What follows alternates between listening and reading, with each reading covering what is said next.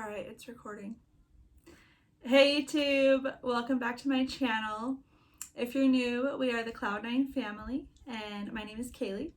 Go ahead and click that subscribe button, and we will love you forever.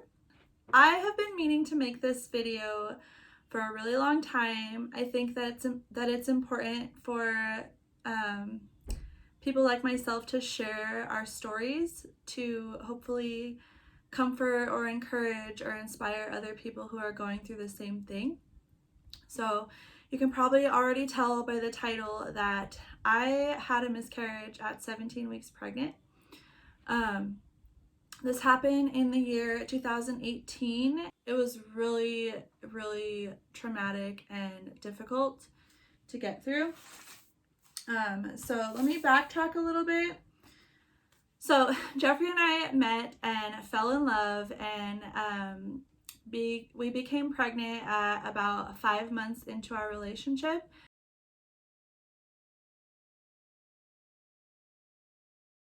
Which is definitely rushing things, but we felt ready. We were so ready. We were so in love with the baby. We were just over the moon excited, and he hadn't had any kids of his own yet. I had already had 5.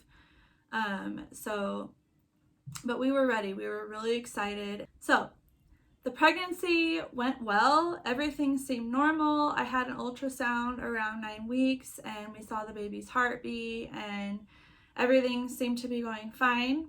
At around 13 weeks, we went in to an ultrasound place, and we had a gender scan done, and we saw him. He was a boy.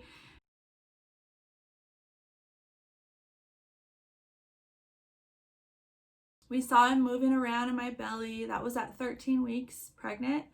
And at that point in the pregnancy, I felt confident. I felt like, we passed the 12-week mark.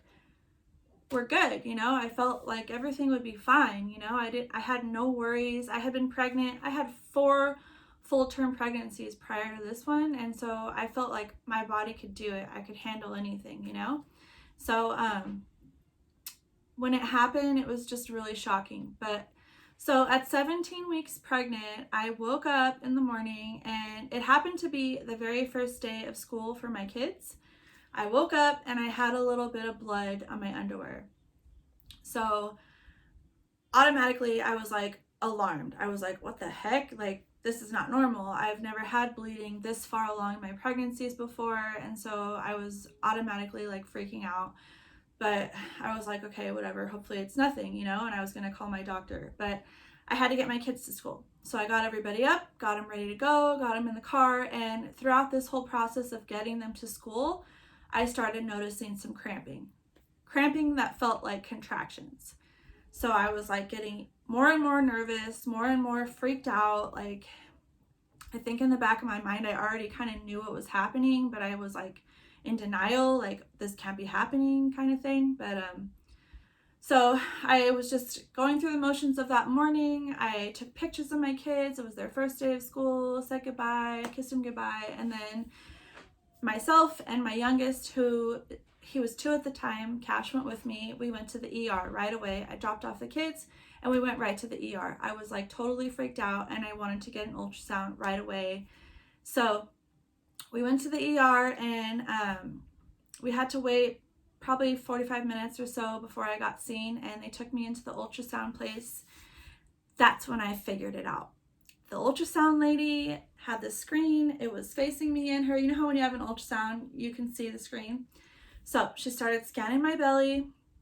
Immediately, she turned the screen away from me. And so I automatically was like, something is wrong. And I was like, can you see the baby? And she immediately, normally an ultrasound tech will tell you like, oh, I can see the heartbeat, everything looks fine. She didn't say anything. She was like, the doctor will go over the results with you. And I was just like, that's when I just lost it. I started sobbing on the bed. She kept doing the ultrasound and taking pictures, but I was like crying, and it was just like so upsetting. Yeah. I was really upset. So after I had the ultrasound done, they didn't confirm it yet. I went into the bathroom and I called Jeffrey. He was at work, and I called him crying, like sobbing, like, the ultrasound lady wouldn't say anything. I was so upset. So I told him, I was like, you need to get here right away. Luckily, his work was like 5 minutes away. So he told his boss, and he came right over, and he sat with me while we waited to hear the results. And that moment is something I will never forget. We were sitting in the room, and the doctor came in, and Jeffrey and I both, like, the doctor just stood there and was like, he said something like, there's no fetal heartbeat. And we both just like our hearts just like sank. We were just like, oh, we both started crying, like sobbing uncontrollably. And yeah, we sat in that room after the doctor left for probably a good 15 to 20 minutes, just crying, holding each other. I mean, it was just like so upsetting.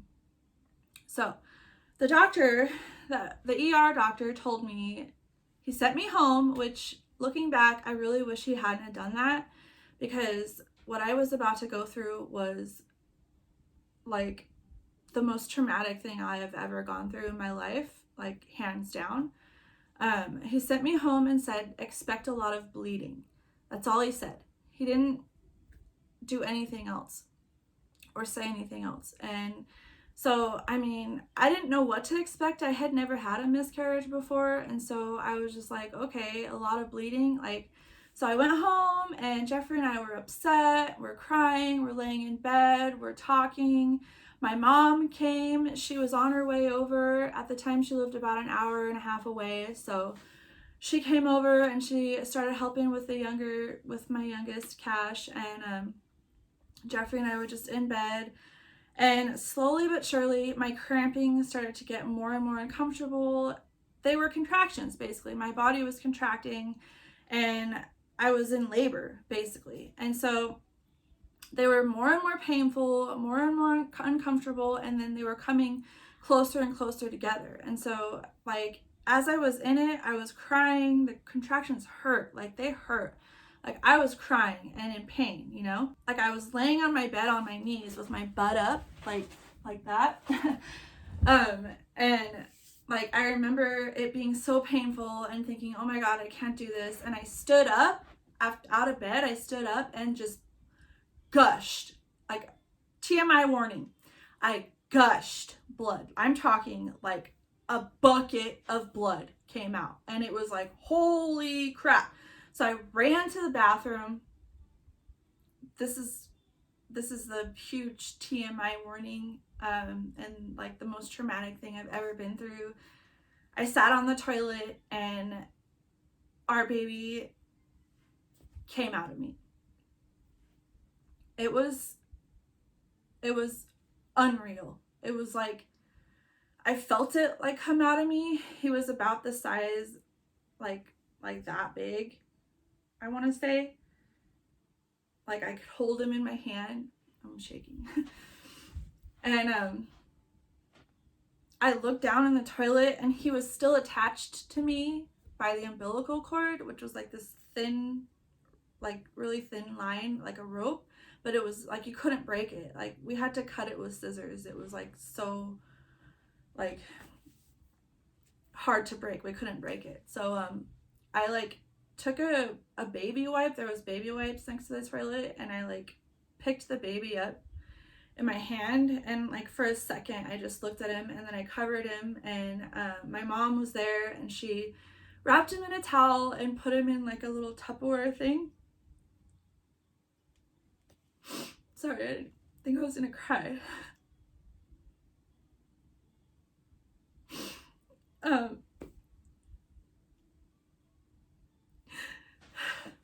She wrapped him up and put him in this little like Tupperware and put a lid on it, and we put it in like a paper bag, and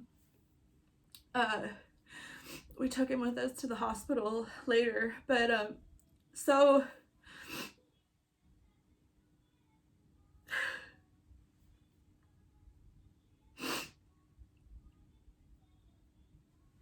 sorry. So after the baby came out, we had to get the placenta out. It didn't come out on its own. And so we tried for like another probably 2 hours after that. Like, I tried pushing with contractions. I was still having contractions. I tried pushing it out myself. I was like sitting on the toilet, and then I got in the bathtub and I was trying to push it out in the bathtub. And finally, after having lost like a lot of blood, everyone was like, okay, I think we should take you back to the hospital. So I was like, all right. So I went back to the hospital, just so like upset, but also like I was really physically like weak. Like, I was shaking, and I had lost like a lot of blood. I'm talking like probably 2 or 3 big buckets of blood was like gushing out. So I was like really weak and groggy and like shaky. And so we got to the ER. They took my blood pressure. You know how they check you in at the ER? They checked me in and they said, okay, you have to wait. The waiting room was packed, and so it was going to be a couple hours. And I was sitting in a wheelchair, and I just like, I got this like feeling of faint, like I was going to faint. And so like I was going to fall out of my chair, or I was going to lay on the ground. So I literally laid down on the ER floor. Like, how disgusting. But I couldn't like help myself. Like, I was so sick and like faint feeling. So I laid down on the ground, and Jeffrey sat up at my head, and I was laying on his knee, and one of my best friends, Tisha, was there, and she was a godsend. She was there, and she went into the nurses' lounge or whatever and was yelling at them like, you need to get my friend in on a bed now. She is laying on the floor and she is shaking. Like, at the time on the floor, I remember I was like like breathing really hard. I couldn't get my breathing under control. So after like 10 minutes of her like yelling at them, they finally came out and got me in on a bed and like wheeled me back into the room. They came in, did all my vitals again, and they offered me pain medicine. And at that point I was like, yes, please, because the contractions were like so painful, surprisingly very painful. And I was still contracting to get the placenta out. So they gave me like something started with a D, Duodoline or something. I don't know. It was a really powerful drug, and I was like really loopy after they gave it to me. I was like, whoa, like I felt like really weird. But they gave me that drug, and then probably like, I don't know, I want to say a half hour to an hour of pushing and contracting. And then also my friend Tisha had recommended, when I was having a contraction, pushing down on my belly while I pushed. And that's what did it. Like, I had been pushing and contracting this whole for hours, and finally she was like, all right, let's push on her belly. So as I pushed with a contraction, she pushed, and Jeffrey, they both pushed really hard on my stomach, and the placenta came out. It was like, yay, I don't have to go in for surgery. It was either get it out myself or go in for surgery. So that was kind of a relief at the time. The placenta came out, and it was probably, I want to say, about this big, around like a ball type thing. I don't know. And after that, it was basically done, the miscarriage part. So after everything was said and done, I remember they tried to like sit me up on the end of the bed and see if I could like, because my blood pressure was really low still. They wanted to see if I could like, I don't know, regain my composure or whatever. I like tried to stand off the bed, and I immediately like fell. Like, I almost fell. The nurse had to catch me. So she was like, oh, you're not going home tonight. I was like, okay. So she laid me back down in the bed, and they admitted me to stay overnight and to watch me for low blood pressure. It was like really, really low. Something like, I want to say 50/70 or something, like scary low. So throughout the night, the nurses would come in and check my blood pressure, and it was still not going back up. And like early in the morning, she came in and checked it, and it was still really low. And Jeffrey got mad. He was like yelling at the nurse, like, what is going on? Like, her blood pressure is not going back up. And so she called the doctor right away and told them, and the doctor decided to give me a blood transfusion, which I've never had one before. So they gave me a blood transfusion. They gave me two, I think it was like, they're called units. It was like 2 bags of blood. And after the blood transfusion, I think it took maybe, I don't know, 30 minutes for each bag to like go into an IV. After that, I felt normal again. I felt like myself. It was like magic almost. I was like, wow, I feel great. I mean, I was like devastated. Like Jeffrey and I were just crying and holding each other, and it was just traumatic and devastating, the whole thing. It still, to this day, is something that we both, I think, carry with us. Like, that was our son, you know? We named him. His name was Kelly. We named him after the famous surfer Kelly Slater. He was very, very special and important to us, and we lost him. And so living with that is something that is like, I don't feel like it ever goes away. It's like, it gets easier in a way. Like, we're not crying anymore, obviously, but it's something that you live with, you know? You take it with you every day. So, yeah. That's my miscarriage story. We went home the next day after the blood transfusion, and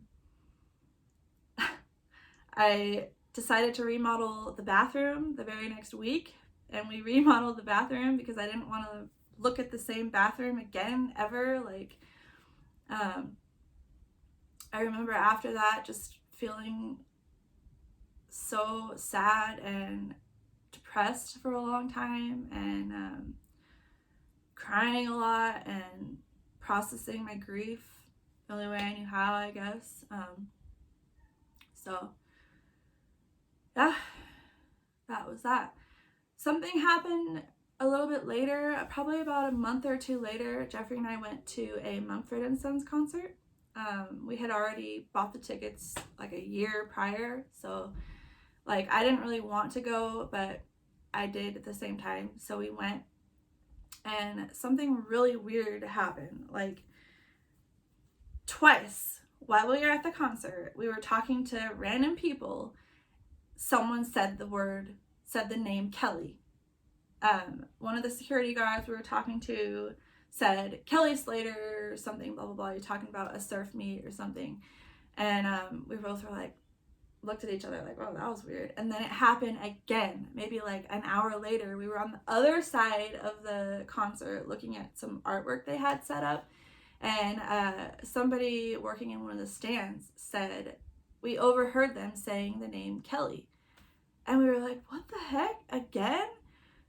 It was so weird. And both of us decided that was Kelly telling us that he is okay. He's in heaven or wherever he is. He let his mom and dad know that it's okay to let him go, that he's okay, and that we can move on with our lives. So it was kind of a really cool thing that happened, I guess. So, and plus side to this, I guess, 2 months after the miscarriage, we got pregnant with our twins, Kyler and Cassidy.